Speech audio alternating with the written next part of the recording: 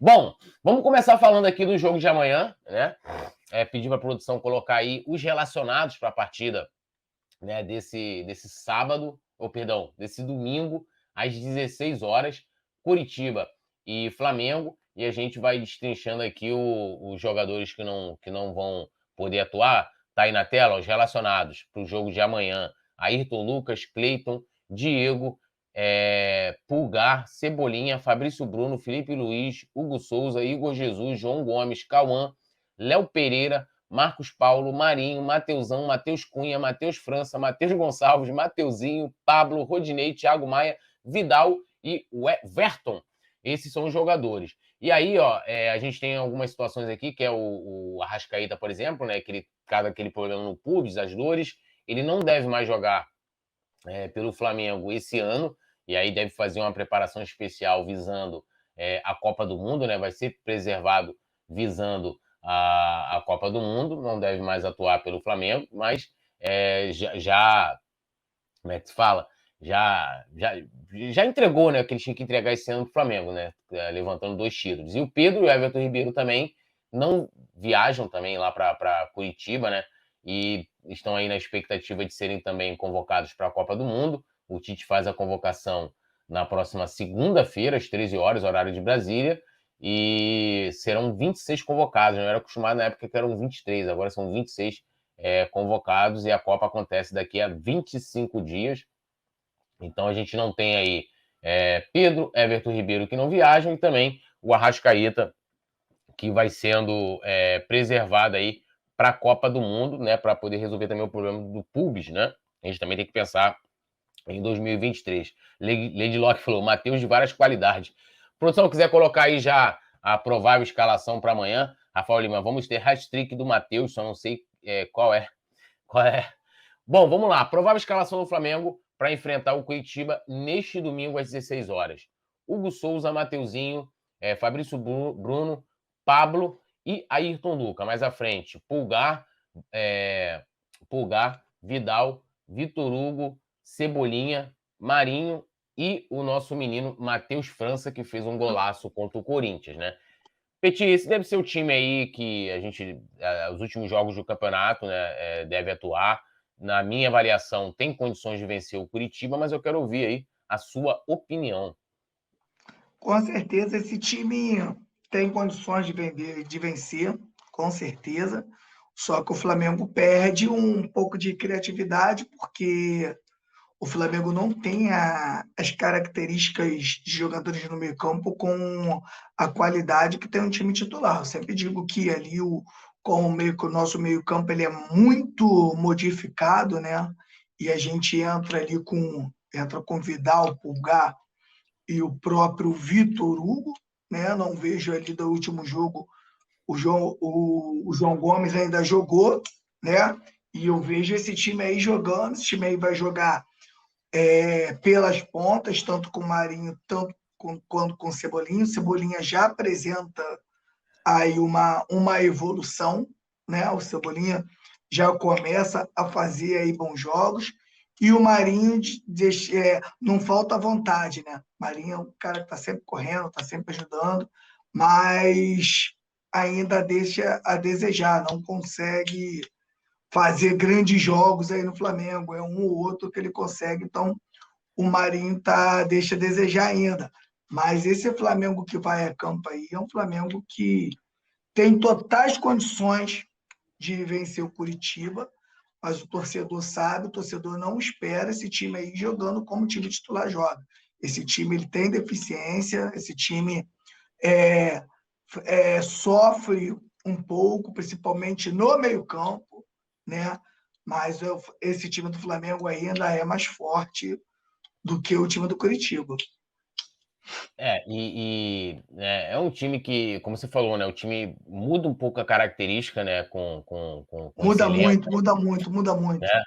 O time já não. Pode ver que a gente ali, lógico, tem o Vitor Hugo, que é um jogador, vamos dizer assim, que tem mais técnica, na base já atua muito como meia também, mas a gente não tem, porque ele acaba caindo muito mais pelos lados, né? Lógico, ele tem a liberdade ali de também jogar pelo meio.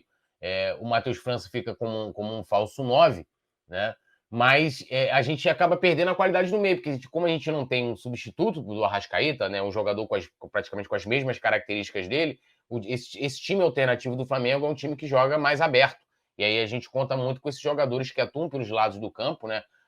Os próprios laterais, o Ayrton Lucas apoia muito bem, né? Tentando fazer ali uma dobradinha ou uma trinca com o Cebolinha e o nosso querido Vitor Hugo. E pela direita o Mateuzinho, né? Também ali junto com o Marinho, que né, vem tendo muitas.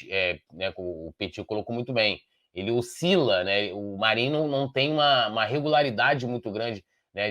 Tem uma sequência de grandes jogos do Marinho, de boas atuações. O último jogo contra o Corinthians, na minha opinião, ele melhorou no segundo tempo com a entrada do Everton Ribeiro ali, que foi jogar por aquele lado, né, pelo lado direito do ataque do Flamengo.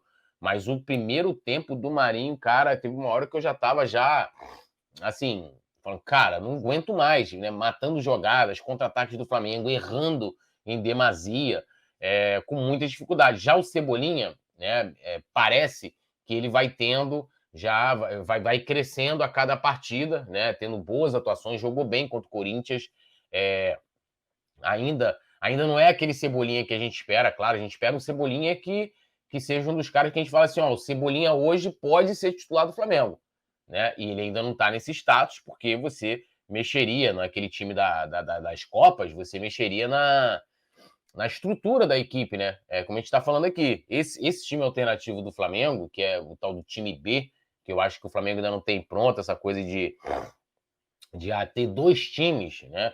Porque para você ter dois times, na minha opinião, assim, teria que ser aquela coisa de que o outro time é equivalente ao primeiro, pô. Não tem como. O Flamengo tem dois times, então num campeonato ele joga com um, ele joga com o outro, mas não pode jogar que a qualidade técnica é aqui, e no outro campeonato a qualidade técnica é a metade, pô. Né? E isso acabou tendo diferença no Campeonato Brasileiro, apesar de que eu acho que o que mais prejudicou o Flamengo não foram as escolhas do Dorival, porque teve o jogo contra o Palmeiras, que muita gente achava que o Flamengo tinha que colocar o time titular, né? Aquele jogo lá no Allianz, que a gente acabou empatando. Contra o Ceará também, muita gente queria que o Dorival tivesse colocado o time titular, né? O time das Copas. Mas eu acho que o grande problema do Flamengo foi segurar o Paulo Souza durante muito tempo. O Paulo Souza entrega o Flamengo brigando pela zona de rebaixamento. Perdemos muitos pontos, né? Eu lembro que 14º lugar. 14º lugar, não sei quantas. O Flamengo tinha, tipo, sei lá, em 18, 21 pontos, o Flamengo tinha ganho 10, 11 pontos. Ou até menos que isso, sei lá. Uma coisa assim, absurda. Então, depois que o Dorival chega, que ele começa a organizar e traz essa coisa de ter um time alternativo para o Campeonato Brasileiro, a gente até ganha bons jogos, né? Teve aquele jogo contra o São Paulo lá, né? E mesmo com o time alternativo aí, o Vitor Hugo e o Matheus França, não, e o Lázaro, né? Se eu não me engano, acho que o Lázaro ainda estava ainda. O Flamengo jogou muito bem, venceu o São Paulo lá, mas não é todo jogo que você vai conseguir encaixar. Ainda mais porque, assim, esse time alternativo é o time que sempre sofreu muitas alterações, né? Sempre sofreu muitas alterações. Aí você tem aqui o outro. Por exemplo, se o Varela está à disposição, talvez o Mateuzinho não jogaria. Jogaria o Varela. E aí no jogo você tem Varela, aí o Pulga ficou machucado, aí no jogo o Pulga, aí o Diego jogou algumas partidas até. Teve aquele jogo contra o Cuiabá, se eu não me engano, que ele vai sair com a bola, acaba errando na saída de bola e o Flamengo toma um gol. Então era um time muito mexido. Não tem como você criar o mesmo entrosamento que você tem naquela equipe das Copas. E aí, lógico, prejudica e já tem uma característica diferente também de como jogar. Mas, assim, eu acho que é uma equipe que a gente vai poder observar bem. Eu acho que o Ayrton Lucas já é um cara mais consolidado, a dupla de zaga também, né? O Pablo e o Fabrício Bruno. A primeira derrota que eles tiveram jogando juntos foi contra o Corinthians, né? Eles já estavam já há bom tempo invictos, né? Atuando juntos. São na minha opinião, os caras ali que estão consolidados para 2023, tá? O Petit também pode fazer essa lista aí dentro desse time alternativo. E a galera também pode comentar, daqui a pouco eu vou ler já. Na minha opinião, Fabrício Bruno, 2023, Pablo, 2023, Ayrton Lucas o Flamengo tem que comprar. Ponto. Vitor Hugo, subindo agora, né? Vai oscilar, natural, não jogou nada contra o Corinthians. Primeiro tempo, o garoto estava mais perdido do que o Simon comendo caranguejo, siri. Tu viu a fotinha do Simon? Rapidinho aqui? Não, não vi, não. Porra, eu vou ter que mostrar aqui, irmão. Eu vou mandar pro Gabriel, e o Gabriel vai botar aqui na tela. Porra, o cara usa babador, irmão. Babador. Porra, Petit. Mas, bom, mas deixa eu continuar aqui. Vitor Hugo para 2023, Pulgar para 2023, Vidal também, talvez o último ano aí do Vidal, né? Tem que ver também as condições dele. Cebolinha, não preciso nem falar, e claro, o Matheus França, para mim, são jogadores para 2023. Hugo Souza, eu acho que será vendido, eu acho que vai fazer bem para ele também, pegar novos ares, né? Ir para um outro clube, atuar, não sei se emprestado ou o Flamengo vendendo em definitivo. Mateuzinho, idem, né? Mateuzinho, idem. E aí também, se caso o Mateuzinho saia, não fique para 2023, se confirmar a não renovação com o Rodinei, na minha opinião, o Flamengo vai ter que trazer mais 2 laterais. O Varela, assim como o Pulgar, ainda é uma incógnita, né? A gente vai ter que observar ainda, precisa jogar mais. Marinho, com todo respeito ao Marinho, né? Também não dá, acho que o Flamengo deveria negociar. Mas eu quero ouvir você, Petit, desse time aí dessa provável escalação. Você falou muito bem aí, cara. Concordo com tudo que você disse aí. Começar pelo goleiro, que é o Hugo. Hugo, na minha opinião, precisa de novos ares, né?